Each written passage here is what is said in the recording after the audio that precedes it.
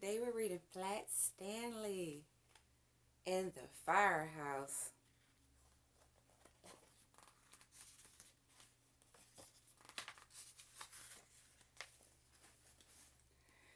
Stanley Lambchop lived with his mother and his father and his little brother Arthur. Stanley was 4 feet tall, about a foot wide, and half an inch thick. He had been flat ever since a bulletin board fell on him.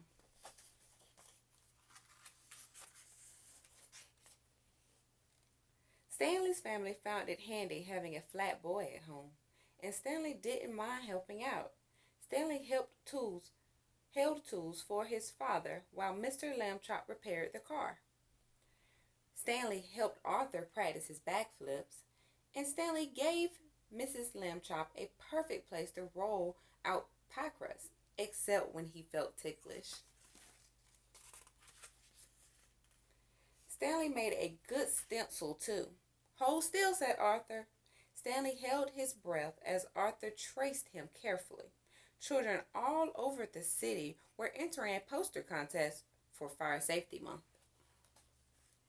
"I hope we win the trip to the firehouse," said Arthur. "Me too," said Stanley. "I have always wanted to slide down the pole."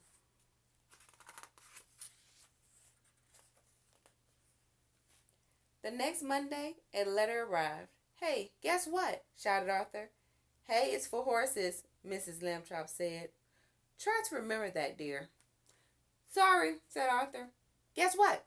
Our poster won the contest. We're going to the firehouse on Saturday." Mrs. Lambchop clapped. "I knew you boys had my talent for art," she said proudly.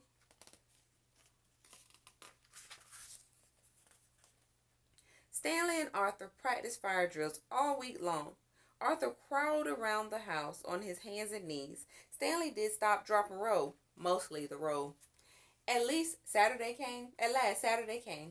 The Lambchops drove to the firehouse. "Welcome," bellowed Chief Abbott. The puppy bounced at his feet. "Arf, arf, arf." "Don't mind Spark," said the chief. "He's still in training." Chief Abbott led the Lambchops through the firehouse kitchen. "We firefighters cook up some tasty meals," he said. Mr. Lambchop got out his camera. He took a picture of the pot of chili. Everyone went on to the bunk room. "Very nice," said Mrs. Lambchop. "Can I see the truck?" said Arthur. "Of course," said Chief Abbott. He led everyone down to the garage. Stanley was disappointed. He had wanted to get there by pole. Boots and pants lay on the floor. "Oh my," said Mrs. Lambchop. "I could tidy up if you would like." Chief Abbott laughed. "We leave these out so we can jump into them in an emergency," he said. "Neat," said Stanley. Chief Abbott pointed to the ladder truck. "Climb on up if you like." "Wow," said Arthur. The boys scrambled onto the truck. Spark was right behind them.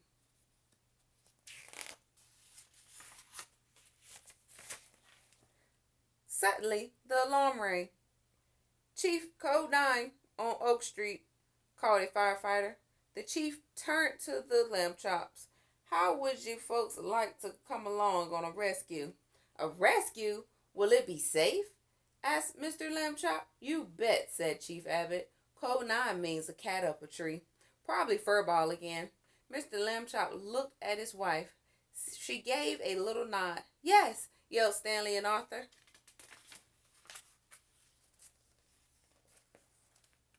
Stanley turned on the siren. Arthur hit the lights. Shouted Chief Abbott. "My goodness, is that necessary?" asked Mrs. Lambchop. "No," said Chief Abbott.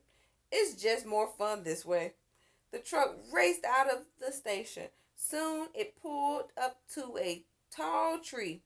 A tiny cat shivered at the top. She's pretty high up this time, said Chief Abbott. Spark panted at the chief's feet. "All right, let's get her down." Two firefighters raised the ladder.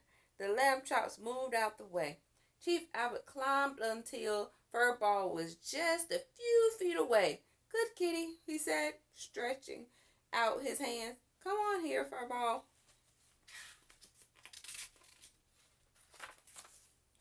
Spark started to bark. Arf, arf, arf. For a second, Furball froze. Then she jumped the other way. Furball cried, Chief Abbott. He was too late. Furball was heading for the ground. The lamb chops looked up. Their mouths were open in surprise. Oh my goodness, what do you think is going to happen next? Let's find out. All at once, Stanley threw himself onto the grass. Grab my feet, grab my hands, he told his mother. Mrs. Lambchop grabbed his hands. Grab my feet, he told Arthur, but Arthur didn't move. Oh my goodness. Hey, shouted Mrs. Lambchop at the top of her lungs. Grab his feet, Arthur blinked. He grabbed Stanley's feet. Stretch, cried Stanley. Arthur and Mrs. Lambchop stretched Stanley between them. They were not a second soon. Boing! Meow! Furball bounced on Stanley's belly, then landed safely on the ground. The firefighters started clapping. Whew, that was a close call. Arthur and Mrs. Lambchop stood Stanley back up. Arthur looked at his mother. Hey, it's for horses, he said. Remember? Mrs. Lambchop grinned. Good work, Lambchops, said Chief Abbott, racing over. How can we ever thank you?